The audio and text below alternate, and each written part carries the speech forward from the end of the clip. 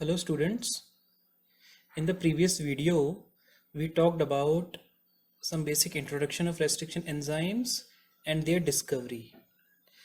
So now in today's video, we will talk further about the restriction enzymes, and we will see its types, and we will see the nomenclature of restriction enzymes. Okay, let's go. तो सबसे पहले देखते हैं types of restriction enzymes. So 3 types के restriction enzymes होते हैं basically. पहले जो हैं these are known as type 1, फिर जो है वो टाइप 2 और नेक्स्ट है टाइप 3. तो अगर हम इनके स्ट्रक्चर को देखें तो टाइप 1 जो हैं they are bifunctional. Bifunctional means they are having both endonuclease and methylase activity. आपको याद होगा हमने प्रीवियस वीडियो में बात की थी कि रेस्ट्रिक्शन एंजाइम्स फाज के डीएनए को ब्रेक करते हैं, रेस्ट्रिक्ट करते हैं उसके मल्टीप्लिकेशन को, जिसे हमने बोला था रेस्ट्रिक्शन. और बैक्टीरियम खुद के डीएनए को बचाने के लिए मिथाइलेज एंजाइम प्रोड्यूस करता है, जो कि बैक्टीरियम के डीएनए को मिथाइलेट करके रेस्ट्रिक्शन एंजाइम से बचाता है. तो 2 एक्टिविटीज़ होती हैं. पहली एक्टिविटी होती है रेस्ट्रिक्शन एक्टिविटी और दूसरी एक्टिविटी होती है मॉडिफिकेशन एक्टिविटी. तो इस टाइप 1 रेस्ट्रिक्शन एंजाइम के अंदर रेस्ट्रिक्शन एक्टिविटी तो है ही, उसके साथ मिथाइलेज एक्टिविटी भी इसी के अंदर इनबिल्ट होती है, इसलिए इसे कहते हैं बाय फंक्शनल. और इसके अंदर 3 सब यूनिट्स होती हैं. कॉम्प्लेक्स टाइप का एंजाइम है. टाइप 3 में अगर देखें तो ये भी बायफंक्शनल होता है और इसमें कितनी सब यूनिट्स होती हैं? 2 सब यूनिट्स होती हैं. लेकिन टाइप 2 अगर देखें तो इसमें जो कैपेबिलिटी है वो अलग अलग होती है, एंडोन्यूक्लियस एंड मिथाइलेज, यानी यहाँ पे कंबाइंड एक्टिविटी देखने को नहीं मिलती है. तो टाइप 1 एंड टाइप 3 ये बायफंक्शनल होते हैं, जबकि टाइप 2 जो एंजाइम्स हैं वो कैसे होते हैं? मोनो फंक्शनल होते हैं. या तो इनके अंदर एंडोन्यूक्लियस एक्टिविटी होगी या फिर इनके अंदर मिथाइलेज एक्टिविटी होगी. Okay, recognition site. जो type 1, type 2 and type 3 enzymes की जो रिकॉग्निशन साइट्स हैं, उनमें टाइप 1 की जो साइट होती है वो एसिमेट्रिक होती है, यानी उसमें किसी तरह की सिमेट्री नहीं होती है. टाइप 3 की जो साइट है वो भी एसिमेट्रिक होती है, जबकि टाइप 2 एंजाइम्स की जो साइट है, रिकॉग्निशन साइट जो है वो कैसी होती है? उसमें सिमेट्री होती है, वो सिमेट्रिक होती है. और ये सिमेट्री क्या होती है, इसका क्या फ़ायदा होता है, we will discuss later on when we will go deep into this topic. Cleavage site. अब रिकॉग्निशन साइट तो वो जगह जहाँ जिस साइट को एंजाइम रिकॉग्नाइज करता है, और क्लीवेज साइट वो जगह है जिस साइट पर एंजाइम डीएनए को क्लीव करता है. तो टाइप 1 एंजाइम को अगर देखें तो इनका जो क्लीवेज साइट है वो रैंडम होता है. Excuse me. मतलब ये रिकॉग्निशन साइट के at least 1000 base pair away DNA को कट करते हैं. मतलब जहां इनका रिकॉग्निशन साइट है उस साइट को पहचानेंगे डीएनए में, और उससे 1000 बेस पेयर दूर जाकर के रैंडमली डीएनए को क्या करेंगे? कट करेंगे. यानी इनका जो क्लीवेज साइट है वो फिक्स नहीं है, वो कैसा है? रैंडम है. यहाँ पे शब्द लगा हुआ है, देखिए, at least 1000 base pair away. मतलब ये भी एग्जैक्ट नहीं है कि 1000 base pair away he cut होगा. कम से कम 1000 बेस पेयर अवे ये डीएनए को क्या करेंगे? कट करेंगे. टाइप 3 में अगर देखें तो ये जो है वो रिकॉग्निशन साइट के 24 और 26 बेस पेयर डाउन स्ट्रीम से डीएनए को क्या करेंगे? कट करेंगे. यानी जहां इनका रिकॉग्निशन साइट होगा उस रिकॉग्निशन साइट के कोडिंग स्ट्रैंड के 3 प्राइम एंड की तरफ 24 से 26 बेस पेयर की दूरी पर ये डीएनए को क्या करेंगे? कट करेंगे. यानी देखिए, टाइप 1 तो बहुत दूरी पे जाकर कट प्रोड्यूस कर रहे हैं. कितना दूर? कम से कम 1000 बेस पेयर अवे. टाइप 3 थोड़ा पास, मतलब कितना? 24 से 26 बेस पेयर दूर कट कर रहे हैं. टाइप 2 क्या करेंगे? टाइप 2 में आप देखिए, या तो ये रिकॉग्निशन साइट के विद इन कट करेंगे या फिर उस साइट के इमीडिएटली आउटसाइड डीएनए को क्या करेंगे? कट करेंगे। तो जहां टाइप 2 एंजाइम का रिकॉग्निशन साइट है, या तो उसी साइट के अंदर से डीएनए को कट करेंगे वहीं, या फिर उस साइट के जस्ट आउटसाइड डीएनए को क्या करेंगे? कट करेंगे। ठीक है, एग्जांपल्स देखते हैं। टाइप 1 के क्या है? इको के एंड इको बी। टाइप 3 में हम देखते हैं इको P1 है और Eco P15। Some of the examples are there. Type 2 में मैनी मोर आर देयर। उनमें से कुछ क्या है? इको R1 एंड हिंट 2 या हिंट सेकेंड। ध्यान देने की बात यह है कि RDT में जब हम बात करते हैं, RDT की, तो RDT में हम ओनली कौन से एंजाइम का यूज करते हैं? Type 2। We never use type 1 और type 3 restriction enzymes in RDT। क्योंकि आप देखिए, टाइप 1 कहाँ कट कर रहा है? रिकॉग्निशन साइट से कितनी base pair away? 1000 base pair away. Type 3 कहाँ कट कर रहा है? रिकॉग्निशन साइट से कितना base pair away? 24 to 26।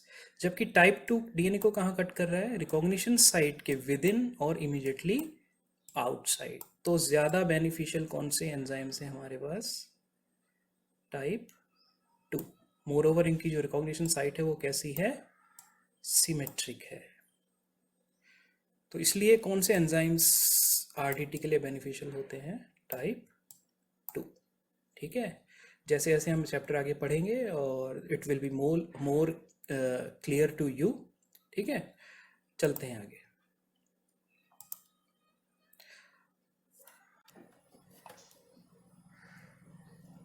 So type 2 के बारे में थोड़ा हम डिस्कस करते हैं, क्योंकि सबसे ज़्यादा आरडीटी में हम इन्हीं का इस्तेमाल करते हैं। मान लीजिए आपके पास कोई डीएनए सैंपल है और उसके किसी स्पेसिफिक रीजन में आपका डिज़ायर्ड जीन प्रेजेंट है जिसे आप आइसोलेट करना चाहते हैं। तो आपको ऐसा एंजाइम सर्च करना पड़ेगा जो कि इस डीएनए सैंपल को कुछ इस तरह से काटे कि ये डिज़ायर्ड जीन आपके पास बाहर निकल के आ जाए। तो you have to search for such an enzyme which can cut this DNA sample in such a way that your desired gene gets isolated। तो क्या होना चाहिए? बेसिकली ऐसा एंजाइम आपको देखना होगा कि जिसकी रिकॉग्निशन साइट यहाँ पर हो जीन के पास, उसके लेफ्ट साइड में, और एक साइट यहाँ पर हो यानी उसके राइट साइड में। यानी the recognition site should be present on either sides of the desired gene। तो कुछ इस तरह से अगर हम शो करते हैं तो आप देखिए ये जो येलो रीजन है, this is depicting the presence of the recognition site and this is present on either side of that particular desired gene. और मान लेते हैं कि जो रिकॉग्निशन साइट्स हैं ये कौन से एंजाइम्स की हैं? Any type 2 restriction enzyme. क्योंकि बेसिकली हम आरडीटी में कौन से एंजाइम्स का यूज करते हैं? Only type 2। ठीक है, तो अब क्या होगा अगर type 2 with in cut produce करता है, यानी रिकॉग्निशन साइट के अंदर ही डीएनए को क्या करता है? कट करता है। तो क्या होता है? आइए देखते हैं। तो आपका ये डीएनए था and that was your desired gene, and these yellow portions were the recognition sites of type 2। मान लीजिए that particular enzyme produces cuts within the recognition site, then what will happen? Let's see। तो ये जो yellow region है इनके with in endonuclease क्या करेगा? Cut produce करेगा। तो कैन यू इमेजिन कि जब ऐसा होगा, क्योंकि डबल स्ट्रैंडेड डीएनए है, हर स्ट्रैंड कट होगा तो 4 जगह कट प्रोड्यूस होगा। यहाँ पे हर चेन को 2 जगह से तोड़ा जाएगा। देखिए ऊपर वाली जो चेन है दिस वन, ये जो टूट रही है वो एक यहाँ से टूट रही है और एक यहाँ से। ये जो नीचे वाली चेन है, द लोअर वन, यहाँ से टूट रही है और यहाँ से टूट रही है। तो कितने कट लग रहे हैं? टोटल 4 कट लग रहे हैं। हर चेन के अंदर 2 कट लग रहे हैं। तो कैन यू इमेजिन कि क्या फ्रेगमेंट्स बनेंगे? अगर आप देखें तो ये जो लीनियर डीएनए है, क्योंकि हर चेन में 2 कट लगे हैं, यानी एज ए होल हम अगर देखें तो इस लीनियर डीएनए में टोटल कितने कट लग रहे हैं? 2। क्योंकि हर चेन में कितने कट हैं? 2 हैं। ये देखिए, ये चीज़ मैंने आपको पहले भी बताई थी अर्लियर वीडियो में। तो क्योंकि लीनियर डीएनए हैं, 2 कंप्लीट कट हैं यहाँ पे, तो फ्रेगमेंट्स कितने बन जाएंगे? 1, 2 एंड 3। तो यहाँ से डीएनए टूट जाएगा और यहाँ से डीएनए ब्रेक हो जाएगा। कितने फ्रेगमेंट बन जाएंगे? 1, 2 एंड 3। अब जो मिडिल फ्रेगमेंट है आप देख रहे हैं, this one, this will be having your desired gene. तो आपको जो आपका जीन मिलेगा वो कौन से फ्रेगमेंट में मिलेगा? मिडिल वाले फ्रेगमेंट में। आप इस फ्रेगमेंट को आइसोलेट कर सकते हैं, सेपरेट कर सकते हैं और यहाँ से अपने जीन को यूज कर सकते हैं। तो जीन के आइदर साइड पे रिकॉग्निशन साइट मौजूद थी, इसलिए आपने टाइप 2 एंजाइम का यूज किया, जिसने रिकॉग्निशन साइट्स को विद इन कट किया और कॉन्सिक्वेंटली आपको क्या आइसोलेट करके दिया? Desired gene. तो ये फायदा हुआ आपको कौन से एंजाइम का? Type 2 restriction enzyme. क्यों? क्योंकि इन्होंने कट कहाँ प्रोड्यूस किया? रिकॉग्निशन साइट के विद इन। अगर मान लीजिए टाइप 1 एंजाइम होता तो वो कहाँ कट करता? इस रिकॉग्निशन साइट के 1000 बेस पेयर अवे कट करता, कहीं दूर जा करके 1000 बेस पेयर्स अवे। आपका जीन तो यहाँ पड़ा हुआ है, वो कट कहाँ प्रोड्यूस कर रहा है? 1000। इधर भी कहीं वो मान लीजिए इधर जा करके कट करता, कितने बेस पेयर अवे? कम से कम 1000 बेस पेयर। तो उसका आपको इतना फायदा नहीं होता। अभी आपको एग्जैक्ट आपका क्या मिल रहा है? Desired gene with A minimum of unwanted DNA. मान लीजिए टाइप 3 एंजाइम होता आपके पास, तो वो क्या करता?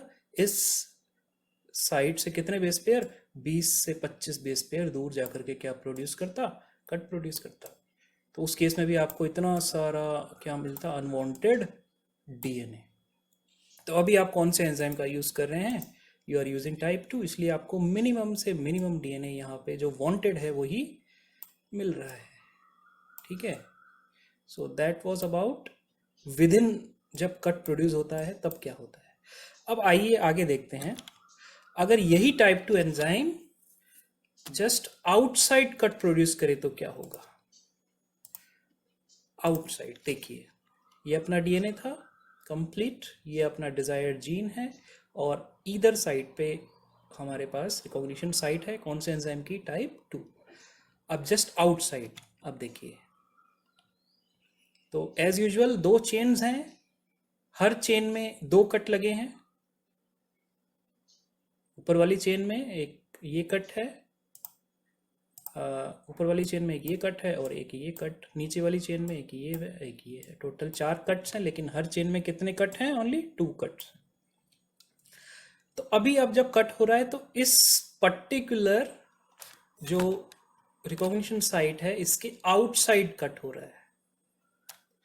यहां भी देखिए कि इसके आउटसाइड कट हो रहा है, इस रिकॉग्निशन साइट के आउटसाइड। यहां भी देखिए इस रिकॉग्निशन साइट के जस्ट आउटसाइड कट कर रहा है एंजाइम, और यहां पर भी रिकॉग्निशन साइट के आउटसाइड। तो दोनों के दोनों स्ट्रैंड कट हो रहे हैं। टोटल नंबर ऑफ कट्स 4 हैं, लेकिन हर चेन में कितने कट हैं? There are 2 cuts. तो अब प्रोडक्ट क्या बनेगा? Now you will see, as usual linear DNA था, 2 कंप्लीट कट हैं, क्योंकि डबल स्टैंडर्ड डीएनए है। हर चेन कितनी जगह से टूटी है? 2 जगह से, तो कट कितने माने जाएंगे? 2। तो जब एक लीनियर चेन डीएनए चेन को या डबल स्टैंडर्ड डीएनए को 2 जगह से तोड़ा जाएगा तो एज यूजुअल फ्रेगमेंट कितने बनेंगे? 1, 2 एंड 3। यहां पर भी आपका जो जीन ऑफ इंटरेस्ट है वो आपको मिडिल फ्रेगमेंट में मिलेगा। You will find your gene of interest और desired gene in the middle fragment. आप इस फ्रेगमेंट को आइसोलेट कर सकते हैं और अपने जीन ऑफ इंटरेस्ट को इस्तेमाल कर सकते हैं। पर यहाँ पर थोड़ा सा आपको इफेक्ट ये देखने को मिला है कि यहाँ पर जो फ्रेगमेंट के एंड्स हैं वो कुछ इस तरह के, कुछ इस तरह के, ठीक है। और ये क्यों एंड्स ऐसे बने? क्योंकि आप अगर ध्यान से देखें तो ये एंजाइम आउटसाइड कट प्रोड्यूस कर रहे हैं, तो यहाँ पे जो कट होगा वो कुछ इस तरह से होगा कि यहाँ पर जो कट होना है वो कुछ इस तरह से होना, ये कट होगा ऐसे, ये, और यहाँ पर भी जो कट होगा वो इस तरह से। तो इसलिए आपके पास 3 फ्रेगमेंट बनेंगे और किसी एक फ्रेगमेंट के अंदर आपको क्या मिल जाएगा? Desired gene. तो यहाँ पर कट लग रहा है जस्ट आउटसाइड और हमें क्या मिल रहा है? Desired gene. तो दोनों ही एग्जाम्पल्स में, चाहे विद इन कट हो चाहे आउटसाइड कट हो, आपको क्या मिल रहा है? आपका desired gene with A minimum of unwanted DNA. तो ये फायदा कौन से एंजाइम का है? टाइप 2 रेस्ट्रिक्शन एंजाइम का। Okay, so let's move further. Now we will see nomenclature. Each restriction enzyme is named after the bacterium from which it was isolated, using a naming system based upon bacterial genus, species and strain. As you already know कि restriction enzyme कहाँ से isolate किए गए थे? Bacterial cells से। तो उन्हीं bacterial cells के नाम पर उनका नाम रखा जाता है। तो सोर्स बैक्टीरियम जो है, उसका जो जीनस है, उसका जो स्पीशीज है या उसका जो स्ट्रेन है, उसी बेसिस पे पर्टिकुलर रेस्ट्रिक्शन एंजाइम का क्या किया जाता है? नोमेनक्लेचर किया जाता है। आइए देखते हैं। The first letter denotes the name of the genus and is written in capital. यानी जो भी जीनस है सोर्स बैक्टीरियम का, उसका फर्स्ट लेटर लिया जाएगा एंजाइम के नाम के अंदर और उस लेटर को किस में लिखा जाएगा? कैपिटल में।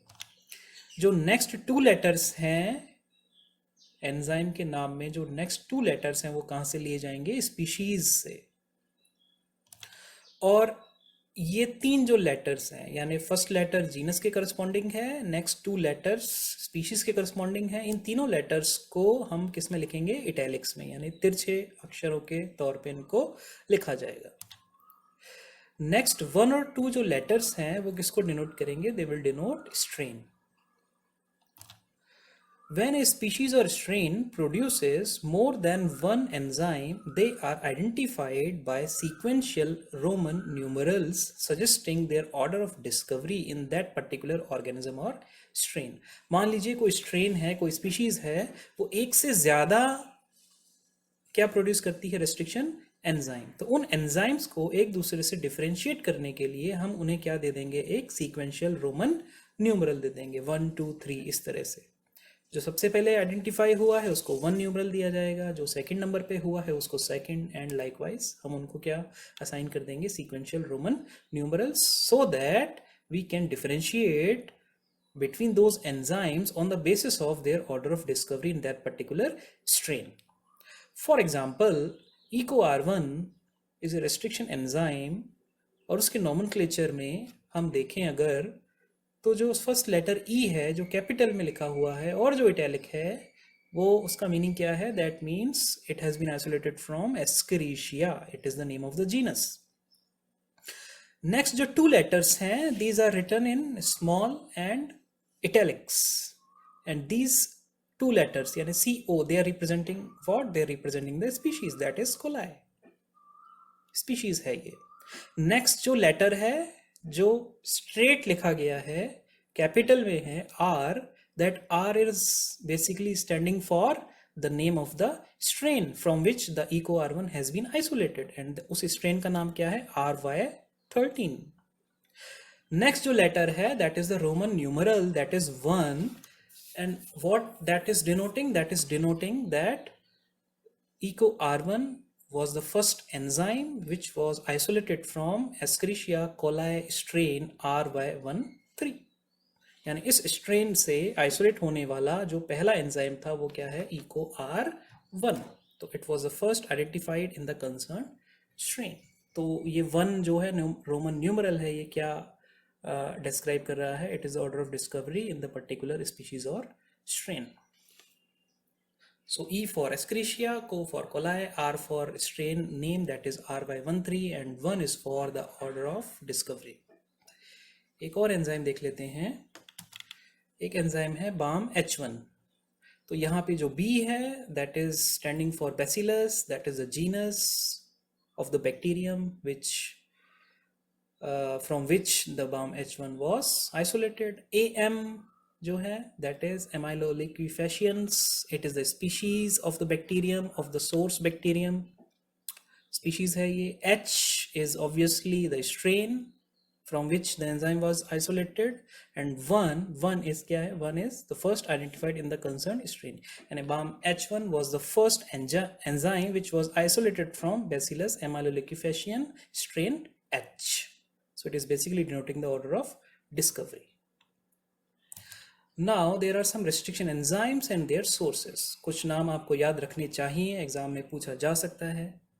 ECO R2 है, it has been isolated from Escherichia coli. HIND second है, Haemophilus influenzae से निकाला गया था इसे. SAL1 है या SAL1 बोलते हैं इसे, Streptomyces albus से निकाला गया था. PST1 है, Providentia stewardtii बैक्टीरियम से निकाला गया था इसे. PBU1 है, Proteus vulgaris से एक्सट्रैक्ट किया गया था. NLA3 है, Neisseria lactamica बैक्टीरियम से निकाला गया था इसे. ALU1 है, आर्थ्रोबैक्टर ल्यूटियस से निकाला गया था. एंड TEC1 है, थर्मस एक्वेटिकस से निकाला गया था. So these are some of the enzymes and their bacterial sources. So hope so कि आपको आइडिया हुआ होगा थोड़ा रेस्ट्रिक्शन एंजाइम्स के बारे में, इनके प्रॉपर्टीज़ के बारे में, टाइप 1, टाइप 2 एंड टाइप 3, और इनके सोर्स, इनके नॉमेनक्लेचर के बारे में. Okay, that's all for today's video. Carefully see the video and post your queries. Thank you.